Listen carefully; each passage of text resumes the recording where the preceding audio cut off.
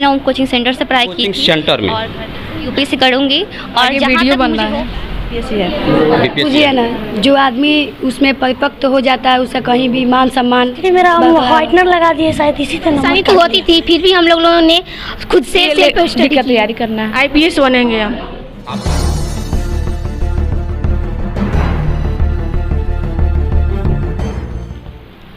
दीप जलाने के लिए हमने तो निकला था शहर खोजने के लिए, लेकिन हमें छौड़ा दानों में ओम कोचिंग सेंटर में बच्चों को देखा दीप जलाते हुए।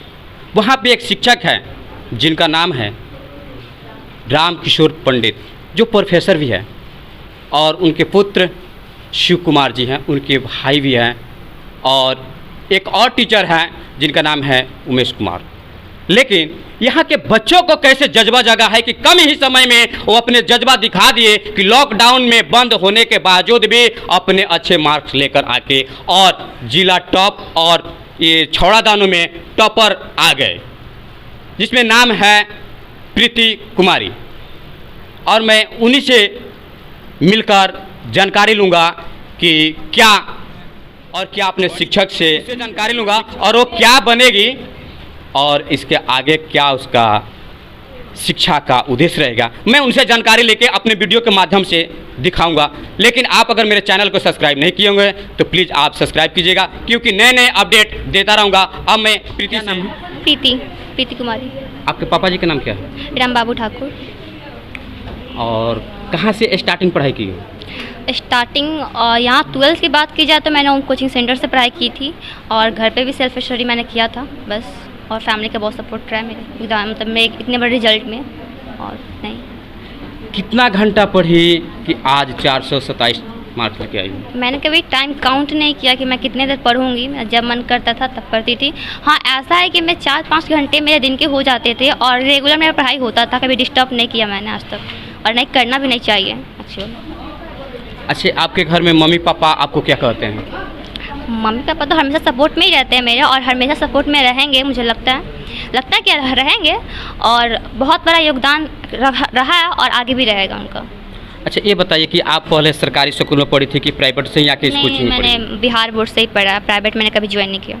तो ये बताइए कि जो 4 घंटा नहीं 6 घंटा विद्यालय में पढ़ाई होता है और आपके होम कोचिंग सेंटर में और यहाँ पर 1 घंटे पढ़ाई होता है, जी, तो आपके सर कितना सुंदर सुझाव देते हैं जो 1 घंटे में तैयारी करके आपने 24 घंटा याद रखा। लेकिन सरकारी विद्यालय में 8 घंटे पढ़ाई कराते हुए आपके दिमाग में नहीं घुसा। एक्चुअल में मतलब सरकारी स्कूल में पढ़ाई होती थी और मेरे सब सर भी सपोर्ट में थे, जिनका नाम सरफराज सर है एंड प्रमोद सर, और बहुत सारे टीचर्स में हैं। और जहाँ तक मेरी बात रही कि कोचिंग की बात, मैंने कभी सोचा नहीं कि कोचिंग में जाएंगे। मेरी दीदी ने बोला कि कोचिंग में जाओ, अच्छी पढ़ाई होती है, तो मैं यहाँ पर आई और सच में अच्छी पढ़ाई मुझे लगी, इसलिए मैं यहाँ पर थी और मैंने पढ़ाई भी अच्छे से किया था। लेकिन इस कोचिंग में सबसे अच्छे जो पढ़ाई मिली, तो सबसे अच्छा शिक्षक उसमें कौन है? एक्चुअल सबका परफॉर्मेंस बेस्ट है, किसी का लो नहीं है, सबका ठीक है, किसी का कम और ज़्यादा कहने का मतलब इसमें नहीं आता, सबका ठीक है।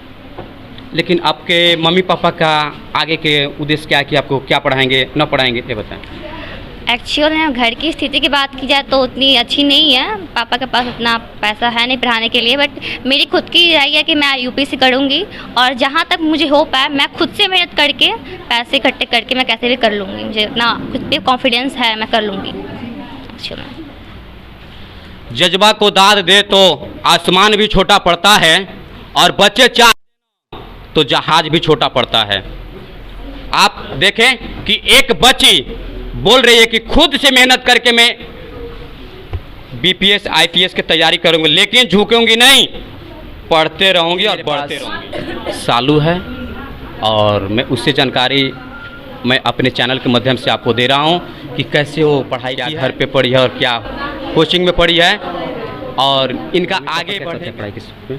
नहीं, मेरे मम्मी पापा कहते हैं तुमको जो करना है तुम करो पढ़ाई में, लेकिन वो लोग हमेशा हमको सपोर्ट करते हैं और उम्मीद है कि आगे भी करते रहेंगे।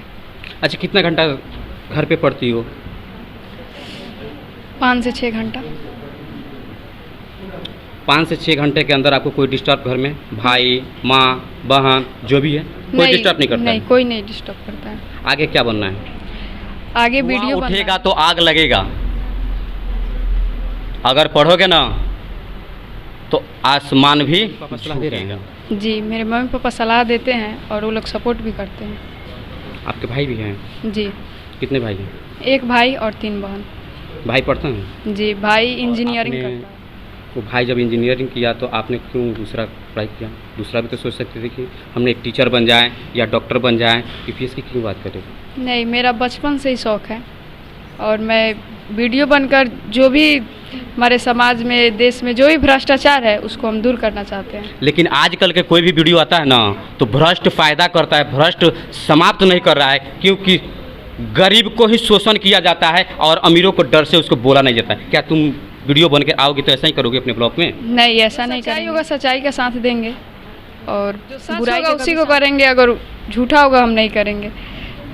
जज्बा होता है ना बहुत तेज होता है, सच्चाई बहुत तीखा होता है। दर्द उसी को होता है जिसको जलन होता है। अनीता कुमारी। पापा जी का नाम क्या है? श्री बच्चा पंडित। कौन सा विद्यालय में पढ़ती हो? श्री शंकर नवल किशोरी विद्यालय कॉलेज में। और कोचिंग भी करती हो? जी। कौन सा कोचिंग? ओम कोचिंग छड़ादाना। उसमें शिक्षक का नाम बताओ ना। उसमें सबसे हेड शिक्षक का नाम है रामकिशोर सर। और वो मतलब और टीचर है, लेकिन सबसे हेड टीचर का नाम है हेड टीचर। अच्छा ये बताओ कि घर पे कई घंटा पढ़ती हो? घर पे हम मतलब घंटा से नहीं पढ़ते थे, बस टाइम मिला तो हम पढ़ने लगते थे, उसके बाद काम वगैरह होता था और फिर से पढ़ाई पे लग जाते थे। अच्छा आगे क्या बनना है? आगे मेरा बीपीएससी है।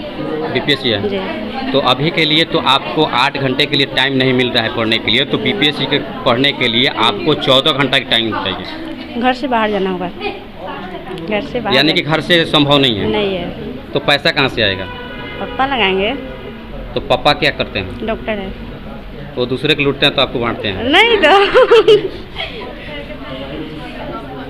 यानी कि दूसरों का इलाज करते हैं तभी ना पैसा आता है। मेहनत से करते हैं ना। हाँ, तो दूसरे का इलाज करेंगे वो पैसा आएगा तो आप में। बरजेंद्र प्रसाद। अच्छा कौन से विद्यालय में पढ़ती हो? शिव शंकर नवल किशोर छड़ादाना। अच्छा कोई कोचिंग सेंटर में पढ़ती हो? जी। कोचिंग सेंटर का नाम क्या है? ओम कोचिंग सेंटर उसमें शिक्षक का नाम क्या है? शिव कुमार सर है, रामकिशोर सर है और उमेश सर। जब आप सरकारी विद्यालय में पढ़ती थी तो और कोचिंग में पढ़ती हो तो सबसे अच्छा शिक्षक आपको शिक्षा कौन देते हैं? सर कोचिंग से दोनों से लिए हैं, स्कूल और ट्यूशन दोनों से। तो उसमें सबसे अच्छा शिक्षा किसने दिया? कोचिंग से। उस टीचर का नाम बताइए जिसने दिया शिक्षा। तो तीनों सर से हम सेम शिक्षा लिए हैं, तीनों सर अलग अलग सब्जेक्ट पढ़ाते थे। और सबसे अच्छा मार्क्स किस सब्जेक्ट में आए हुए? सबसे सब में ठीक है। साधना कुमारी पांडे। साधना जी, आपके पापा जी का क्या नाम है? संजय कुमार पांडे।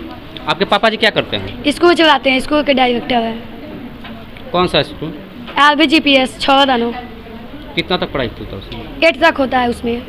आप उसमें पढ़ी हैं? जी आप तो एक शिक्षक की लड़की हैं जी। और शिक्षा के बारे में क्या कहना? कैसे पूछिए ना, जो आदमी उसमें परिपक्व हो जाता है उसका कहीं भी मान सम्मान बल्कि समाज में या कहीं भी जाने पर उसका इज्जत मिलता है। जो इज्जत एक शिक्षा में मिलता है ना वो कहीं भी नहीं क्या मिलता पढ़ना है? हो सकता है तो हिंदी ऑनर्स या हिस्ट्री ऑनर्स हम आगे चलकर ले सकते हैं। अनीता कुमारी। पापा जी का नाम क्या है? श्री राम इकबाल प्रसाद यादव। पापा जी क्या करते हैं? किसान है, खेती करते हैं। अच्छा एक बात बताइए कि आप सरकारी विद्यालय में पढ़ी हैं? पढ़ाई है, इसलिए मेरा सब में 80 गया है। हिस्ट्री मेरा हम व्हाइटनर लगा दिए, शायद इसी से नंबर काट लिया, नहीं तो मेरा आशा था हिस्ट्री में 85+ है। यानी कि अपनी गलती यस सर, हमसे खुद कह रहे हैं। हम 2 जगह व्हाइटनर लगा दिए थे, मैम को बोले ना तो वो लेके लगा दिए। पुलिस? यस। डंडे वाले या लिखने वाले? डंडे वाले। डंडे वाले। अंजलि केसरी। अंजलि जी आप सरकारी विद्यालय में पढ़ी, कोचिंग में पढ़ी, जी। लेकिन कोचिंग सेंटर का कुछ ऐसे बताओ कि जो शिक्षक बताते हैं कि बच्चों को समझ में आता है, स्पेशली वही बात बताओ। सर हमारे बहुत अच्छे ढंग से पढ़ाते हैं। सर जो भी बताते हैं हमको समझ में हम लोगों को आता है। वो एक एक बात ऐसे बताते हैं जो बच्चों को दिमाग में आ जाए और वो अच्छे से मतलब पढ़ सके। और हम लोगों ने अच्छी तरह से घर पे तैयारी की और ओम कोचिंग सेंटर से हम लोग ने बहुत अच्छी शिक्षा पाई है। लेकिन कोरोना काल में जो बंद था तो आप लोग कैसे तैयारी किए? उस समय बंद था तब भी सर हम लोगों को मोटिवेट करते थे कि हम लोग अच्छे से घर पे पढ़े, जो हम लोग पढ़ाई किए हैं उसको रिवाइज करें, तब तक जो मतलब लॉकडाउन खुलने के बाद आगे की पढ़ाई हम लोग करेंगे। लेकिन कितना दर्द होगा उस समय जिस समय आप लोग कमरे के अंदर बंद थे? उस समय परेशानी तो होती थी, फिर भी हम लोगों ने खुद से सेल्फ स्टडी की है। आपके पढ़ाई के पीछे किसका किसका सहयोग है? सबसे पहले तो पढ़ाई के पीछे मम्मी पापा का हाथ है और टीचर का भी हाथ है।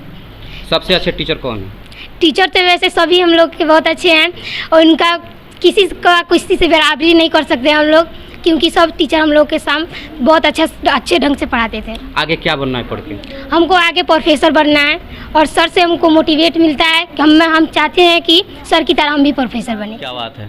जो शिक्षा एक दूसरे से लेने वाले शिक्षा देने की बात करें तो समझिए कि गंगा नहीं समुद्र यहाँ पे आ चुका है। कुमारी। बच्चा यहाँ कमजोर आता है तो उसको कैसे तैयारी कराया जाता है? उस पे सर अधिक फोकस करते हैं और जो अपने हिसाब से अच्छा तैयारी कर रहा है वो तो कर ही रहा है और उस पर थोड़ा अधिक फोकस करते हैं। बच्चे लगातार किसी विषय में भी आगे नहीं निकल रहे हैं और सबसे ज़्यादा गिरे हुए हैं, तो उसको कैसे शिक्षा प्रदान होगा? उसको बोलते हैं अधिक से अधिक सेल्फ स्टडी करने के लिए और यहाँ जो पढ़ाई हो रही है उसको अच्छी तरह से ध्यान से सुनने के लिए और अपने माइंड में सेट करने के लिए। और आगे क्या पढ़ना है? DLED का तैयारी करना है। पापा जी क्या करते हैं? पापा जी का नाम क्या है? श्री अखिलेश प्रसाद। किस विद्यालय पढ़ाई होती है? कभी पढ़े नहीं, उसमें पढ़ाई नहीं होता है उसमें अच्छे से, हम ट्यूशन से ही तैयारी करते हैं अपना। यानी कि आप लोग का नामांकन करा दिया गया है, सरकारी विद्यालय कराना जरूरी है? ज़रूरी है क्योंकि एडमिशन नहीं कराएंगे तो हम लोग एग्ज़ाम नहीं दे पाएंगे। बात ये है, सिर्फ लोग एग्ज़ाम देने जाते हैं और उसके बाद जो काम होता है उसको जो काम करने ले जाते हैं और कुछ नहीं। तो क्या सरकारी विद्यालय के सरकारी टीचर नहीं पढ़ाते आप लोग को? नहीं पढ़ाते हैं हम लोग को। एक बार फिर से बताइएगा, विद्यालय का नाम क्या है? Project girl high school. Note रखिएगा। आपके पापा जी क्या करते हैं? वो बिजनेसमैन है, खुद के मतलब गैस चूल्हा बनाते हैं, ज़्यादा मतलब नागालैंड रहते हैं। आपको आगे पढ़ना है? जी बहुत पढ़ना है हमको। क्या सपना है आपका? IPS बनेंगे हम। आपका मम्मी का क्या सपना है? वो भी मुझे सपोर्ट करेगी IPS बनने में, क्योंकि घर पे अभी कोई पढ़ाई नहीं करते हैं। जो बड़े भैया हैं वो सब पढ़ाई करके छोड़ दिए हैं, खुद के बिजनेस चलाते हैं, दुकान है खुद के बाइक पार्ट का। इसलिए हम चाहते हैं कि हम अपना सपना पूरा करें। मम्मी भी बोली कि ये खुद का सपना पूरा करो, जहाँ जाओगी जहाँ खुश रहोगी अपना भविष्य मतलब सुखमय बनाओगी। लेकिन आपके भैया कितना पढ़े हैं? BA तक पढ़े हैं, एक भैया इंटर भी नहीं किए हैं अभी। उनके पढ़ने का मन नहीं था, बताओ थोड़ा टेंशन में थे, घर का प्रॉब्लम ही चल रहा था, इसलिए पढ़ाई वो नहीं कर पाए। और आपके पापा जी कितना पढ़े हैं? वो नहीं पढ़ पाए। आपके पापा जी नहीं पढ़े हैं? नहीं। लेकिन आपको IPS करना है? जी करना है। तो आपके पापा जी नहीं पढ़े हैं तो आप उनको डिस्टर्ब नहीं ना कीजिएगा, क्योंकि उनको पढ़ाई के बारे में जानकारी नहीं है। तो उनको ऐसे नहीं ना मतलब कोई घुला मिलाकर भुलाकर, जैसे बोला जाता है कि पापा जी हम पढ़ लिए, लेकिन पापा जी तो पढ़े हैं नहीं, तो उनको जानकारी कैसे होगा? हम ये नहीं चाहते हैं कि पापा जी को भूल जाएं, चाहे हम नहीं पढ़ाई करते हैं आके कोचिंग में, ऐसा कुछ नहीं है। हम मेहनत करते हैं, उनको पता है कि हम मेहनत करते हैं। मेरा मैट्रिक में मार्क्स कम आया है, लेकिन उनको पता है कि हम अच्छा बनेंगे, इसलिए मुझे पढ़ा रहे हैं वो। लेकिन एक झारखंड में एक लड़की वायरल हुई है कि 6 क्लास के पढ़ने वाली बोलती है क्या मैं IPS की बेटी हूँ कि जो मैं IAS की पढ़ाई करूँगी? मैं एक गरीब की बेटी हूँ, किसान की बेटी हूँ, तो क्या मुझे हक नहीं है पढ़ाई करने के लिए?